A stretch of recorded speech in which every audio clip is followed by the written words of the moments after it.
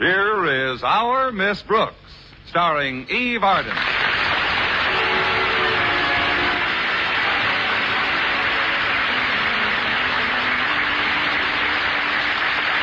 It's time once again for another comedy episode of Our Miss Brooks, under the direction of Al Lewis.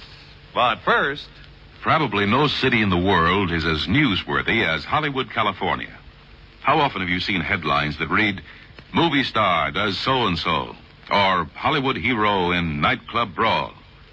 If it happened to anyone else in any other town, it wouldn't get more than a few lines on page 10. But from Hollywood, it's front-page news.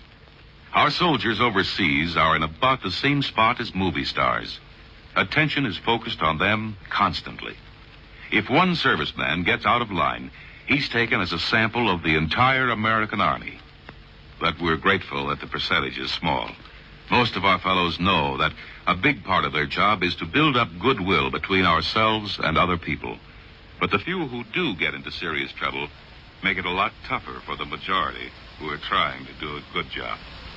Our servicemen are doing a lot to correct false ideas about America, and they're on the spot. Just like a Hollywood star, the Klieg lights are burning, the cameras are rolling, and the whole world is watching to see how they act. Remember, a country is known by its people. What people think of your country depends on you.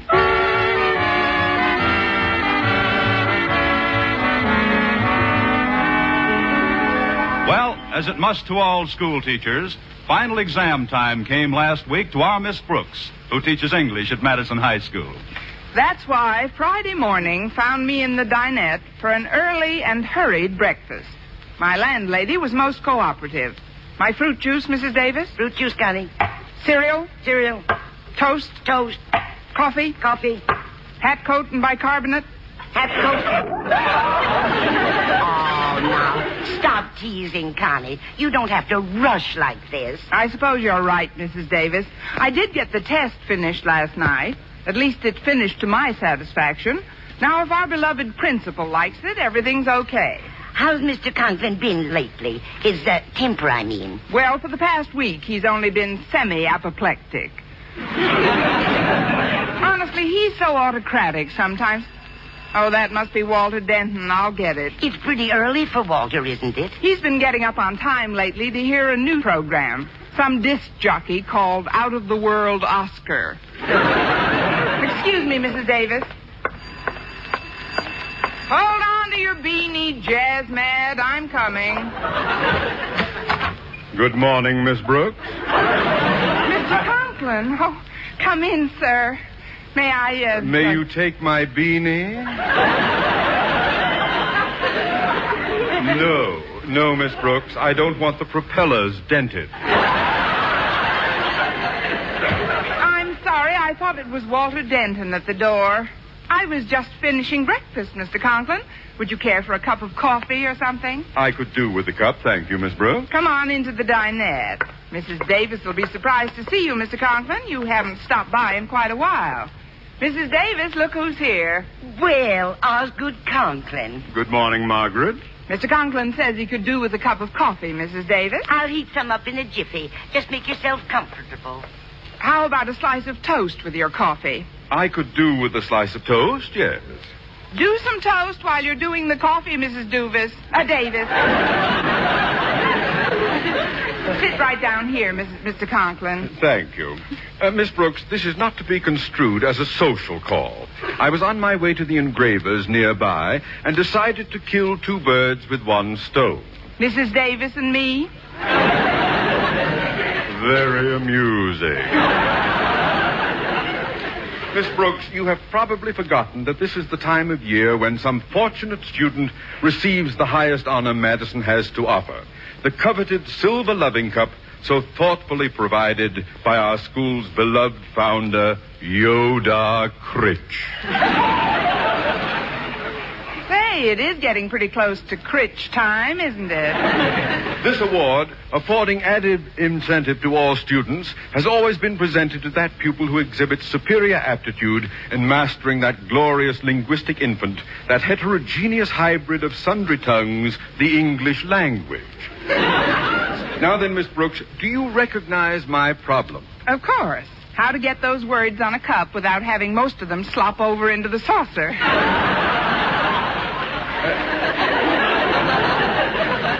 That is only part of the difficulty. Before taking any action, however, I want you, as the teacher who will be giving the examination, to have a full say in all decisions concerning the award. Well, thank you, Mr. Conklin. That's Since very... brevity is sorely needed here, I have been casting about for the one word that would sum up the essence of this prize. How about... Then, too, instead of giving a test with merely straight questions, I thought I'd consult with you about the possibility of having a brief composition form a part of it. Well, that's all. A composition that could be judged, along with the questions, of course, not only on neatness and penmanship, but also originality of basic thought, clever phraseology, and so forth. That seems... The word which... Those qualities of which we chatted earlier seems to me to be the correct one to place upon the cup. However, before going to the engravers, I made up my mind to do nothing without your go-ahead, Miss Brooks. Well, After all, it's only fair that you should have a hand in this. Now, it seems to me, pending your approval, naturally... Natch, I got that in. It seems that the word unique most closely typifies what we're after. Unique means unmatched, without an equal, unlike anything else. So, Miss Brooks, how about having the inscription read, the Yoda Critch Award for Unique Achievement in English? I knew you'd like it. Then the matter is closed. Here's your toast and coffee, Osgood. Oh, thank you. Well, we certainly accomplished a lot while you were in the kitchen, Margaret. Yes, indeed. Just shows you what can be done when Mr. Conklin and I put his head together. It's teamwork that counts, a spirit of cooperation.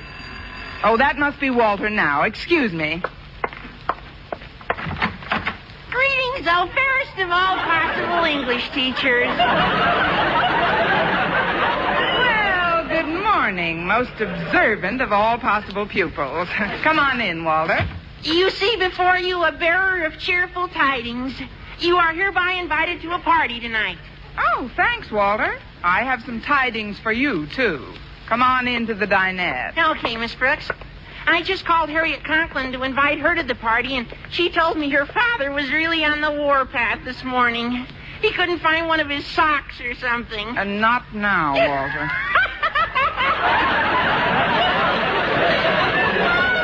Miss Brooks, I'll bet old Grouch Puss really blew his horn. I can just see him stomping around giving orders. And get me this, get me that, you do this, you do that. Good morning, Denton. Hi, Mr. Conklin. I was just telling Miss Brooks about old Grouch Puss.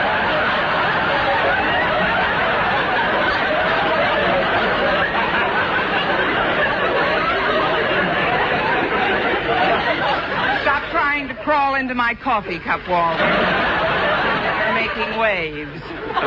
Can I get you something, Walter? Cup of coffee, glass of milk? Shot of arsenic? I'll be running along now. But what about your toast, Osgood? Aren't you going to eat it? I seem to have lost my appetite. I'll see you to the door, Mr. Conklin. Don't bother. I'll let myself out, Miss Brooks. Goodbye, Osgood. Goodbye, Margaret. Goodbye, Mr. Conklin, sir.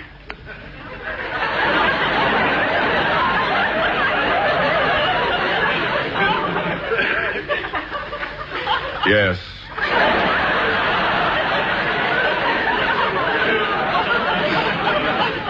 And to think I wanted a boy.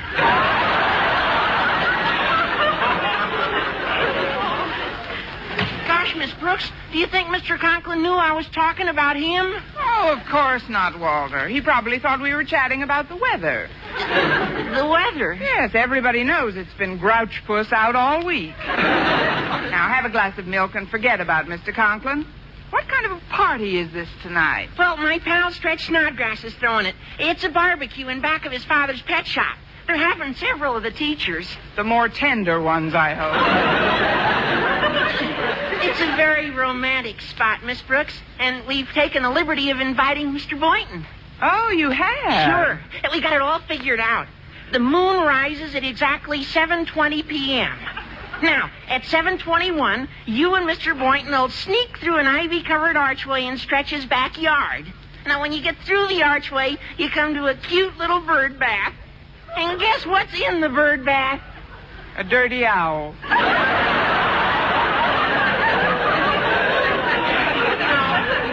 No, Miss Brooks, it's a pair of Mr. Snodgrass's prize lovebirds. Now, what do you think Mr. Boynton will do when he sees those lovebirds in the bird bath?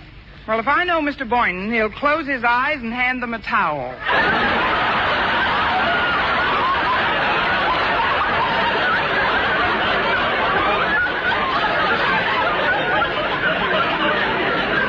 No, he won't. No, he'll watch the lovebirds and see what they're doing. Now, what do you suppose they are doing? What? They're rubbing their beaks together. You see, it's their way of making love. And with Mr. Boynton standing right there with you, well, you know the old expression, monkey see, monkey do. Monkey see, monkey do? Sure.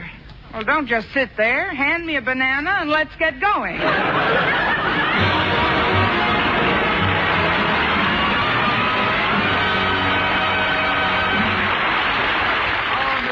Starring Eve Arden will continue in just a moment. But first, On the back lots of the motion picture studios in Hollywood, they have what are known as permanent sets.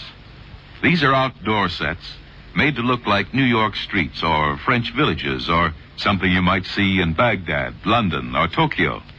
Standing in one spot, you can see reproductions of practically the whole world. It reminds you that improved methods of travel and communication have made the real world like that. More compact, more closely united. I think people today feel closer together, too.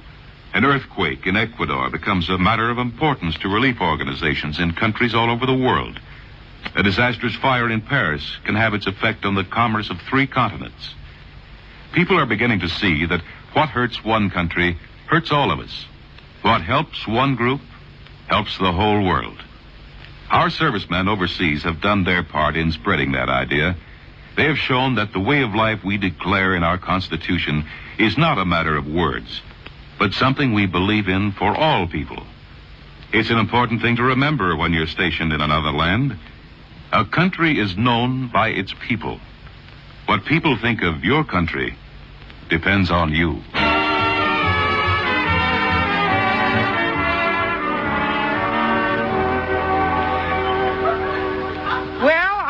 At school a few minutes before it was time for my first class. So I decided to give Mr. Boynton an opportunity to invite me personally to Stretch's barbecue. As I entered the biology laboratory, Mr. Boynton rose from his desk. Oh, hello, Miss Brooks. We don't have too much time to chat, Mr. Boynton, so I'd better get right down to beating around the bush. Have you made any plans for after school? Oh, yes, Miss Brooks, I have. This afternoon, I've got a heavy date. Oh? It's with my little nephew. He's just 4 years old, and I'm taking him to his first movie. Oh, sounds like fun. What about the evening, Mr. Boynton? Well, I've been invited to a party, Miss Brooks. A barbecue? That's right. It's Stretch Snodgrass's place. I've been invited to that party, too, Mr. Boynton. Oh, really? Good. Yes. Now that you've been invited and I've been invited, there's only one more invitation necessary. One more? Oh, you want to bring somebody? No, Mr. Boynton. I want somebody to bring me. You do? Who do you want to bring you, Miss Brooks? Who do I want to bring me what?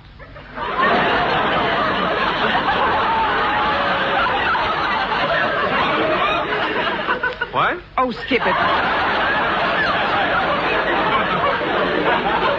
I'll see you later. I've got to get into my first class now. Well, just a minute, Miss Brooks. If you weren't kidding about wanting somebody to take you to the party, how about going with me tonight?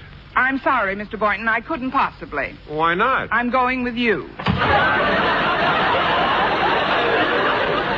That ought to confuse him nicely. Some enchanted evening, I will... Oh, excuse me, Miss Brooks. I didn't notice that you weren't looking where you were going. Well, that's all right, Stretch. I have a very forgiving nature. How's Madison's star athlete feeling this lovely, sunny, pre-barbecue day? Well, Physically, I feel okay, Miss Brooks, but mentally... Say no more, Stretch. As your English teacher for these many years, I'm well aware of your scholastic deficiencies, so let's not talk shop. How are plans coming along for the party tonight? Well, that's what I feel so punk about, Miss Brooks. I'm afraid there ain't going to be no party. Please, Stretch, there isn't going to be any party. You know about it already, huh? Know about what, Stretch? Well, I guess Walter told you what my father said this morning. No, he didn't. Well, my father said that he's sick and tired of me not getting nowhere in my studies, and that all parties was out for the entire whole summer unless I won this here Yodar Critch Award for English. That sentence should win an award by itself. But, Stretch, do I understand your father, to mean that if you don't win the cup today, the barbecue is canceled? That's right. Then I'll have to disinvite all the people I invited. See, I hate to do that, Miss Brooks. I hate to have you do it, Stretch. Tell me the truth. Have you studied for this test at all? Well, sure I have. I always study, for everything. And for this English test, I study even harder than I ever done. Something done told me the barbecue is cooked. Look, Stretch, there are still a few hours before the exam. Maybe you could get somebody to coach you. I thought of that, Miss Brooks. I was just going to ask Walter Denton to help me. Walter Denton? Sure. He's much smarter than me. Gosh, on the last test we took, he beat me by 20 points. Yes, I know. What a mark he got. Boy, 29.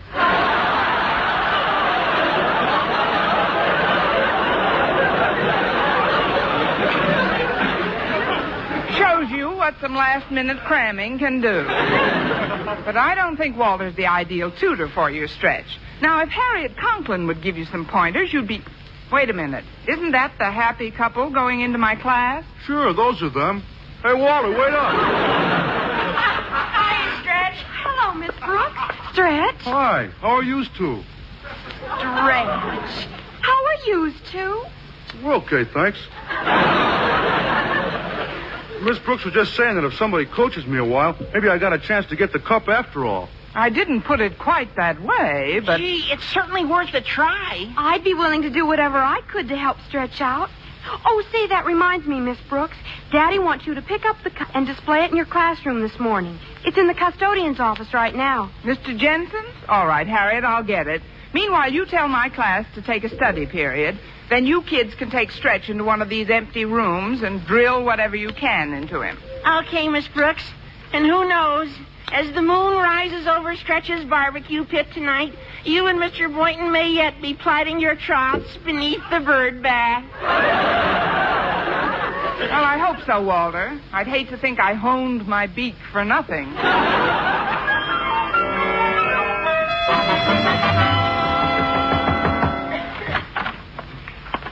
Mr. Jensen, may I come in, Mr. Jensen? You are in, Miss Brooks. Well, yes, I guess I am. You rapped on my door before entering, it's true. But then you failed to wait so much as a split second before opening it and entering upon the premises. Hence, your query falls into the classification of a purely rhetorical question. Maybe I'd better go out and come in again. Oh, not at all, Miss Brooks. You see, most of us employ altogether too many meaningless phrases in our daily conversation. I try to eliminate them. Well, you've got something there, Mr. Jensen. Where, Miss Brooks? Look, I don't want to seem short with you, but Oh, you don't seem short to me, Miss Brooks.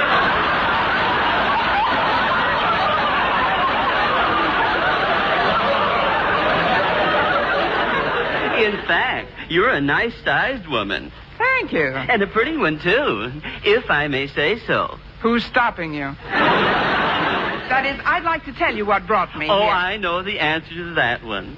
The stork. That's the sort of small joke, isn't it? It is sort of small, yes.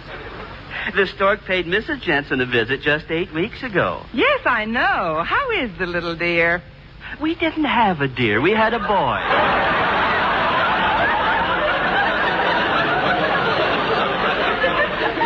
I play with him every night when I go home. He holds his head up all by himself. He must have very strong hands.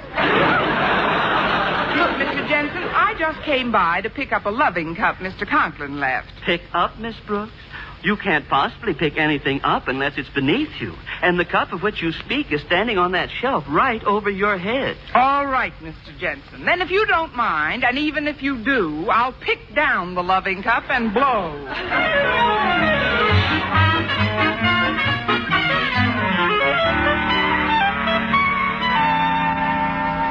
Gee, Walter, I'm all muddled up. I even forget what Harriet said was an adverb. I'll never win that cup. Oh, don't be a quitter, Stretch. You want to have that big barbecue party, don't you? Sure, more than anything. But I'm just no good at English. Everything you tell me goes in both of my ears and out the other. Stretch, you only have 2 ears. See, I'm no good at arithmetic either. Hello, kids. How's it coming? Oh, I'm afraid we haven't been much help, Miss Brooks. No, he's more confused than ever. Looks like it's up to you to pull Stretch through. Well, I'll try, but there isn't much time left. Here, kids, you take this cup into my room and get ready for the test yourselves. I'll be along with Stretch as soon as I feel he's mastered some of the fundamentals. Okay, Miss Brooks. Come on, Harriet. I'll carry the cup. All right, Walter. Good luck, Miss Brooks. You too, Stretch. Thanks. Now, Stretch, in this streamlined English course I'm about to give you, I'll be using a textbook which I consider difficult for even people. I don't blame him, nohow. But, Stretch, the use of the word with in the sentence makes it prepositional. So perhaps I should explain the simple rule governing prepositional phrases before I can expect you to understand possessive pronouns. Yeah, maybe that's what's clogging up my mind, Miss Brooks. Maybe if you read me about them prepositional things, I might see the whole thing clear. Well, here is the rule, Stretch. A prepositional phrase, a subordinate clause, or a participial phrase may take the place of a noun in almost any of its relations. Thus, the sentence, "For him to use the society's money was dishonest," affords us a case in which an infinitive, to use, serving as a noun, the object of the preposition for, as a verb takes a subject in him and an object in money, and the whole unites to form the subject of the verb was and is qualified by the adjective dishonest. Is that clear?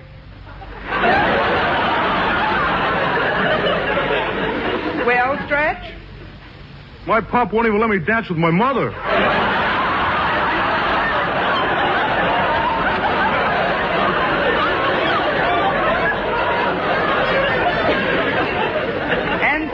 Wave a reluctant farewell to the prepositional phrase and plunge headlong into the subjunctive mood. Rule. If I say I'm John the fisherman, I am making a positive statement, flatly stating that I am indeed John the fisherman. The fisherman acting in apposition with the noun John, which it explains. But if the words "if I were" precede the noun, the sentence is placed in the subjunctive mood, indicating that the supposition is not a possibility. Thus, if I say, "If I were John the fisherman," the verb "were" makes it obvious that I am not John the fisherman. For if I were John the fisherman, I would simply say, "I am John the fisherman." What's my name?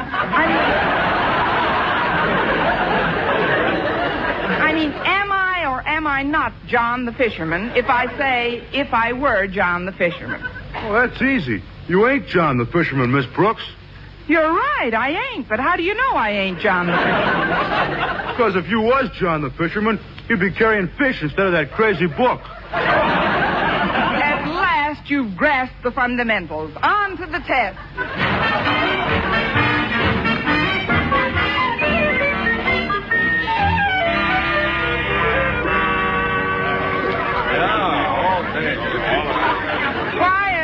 Quiet, please. Come to order, class. Now, before revealing the winner of the Yodar Critch Award for unique achievement in English, I should like to introduce the 2 gentlemen at my desk. On my right, Madison's popular biology teacher who assisted me in marking the test papers, Mr. Philip Boynton.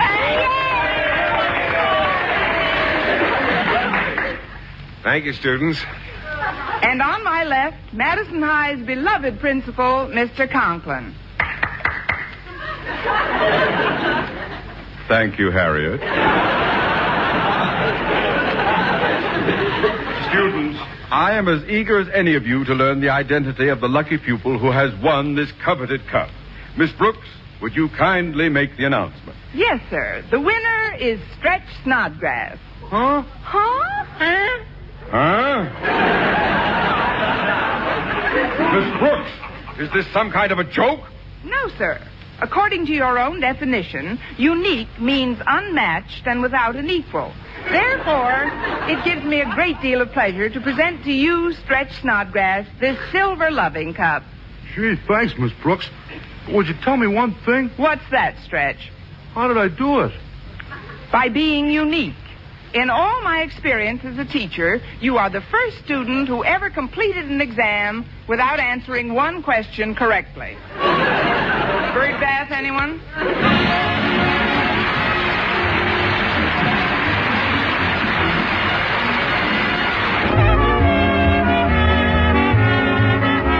Our Miss Brooks, starring Eve Arden, was produced and directed by Larry Burns, written by Arthur Alsberg and Al Lewis, with the music of Lud Bluskin. Mr. Conklin was played by Gail Gordon. This program came to you from the Frankfurt studios of the American Forces Network Europe and was prepared for rebroadcast over this network by specialist Ed Barron.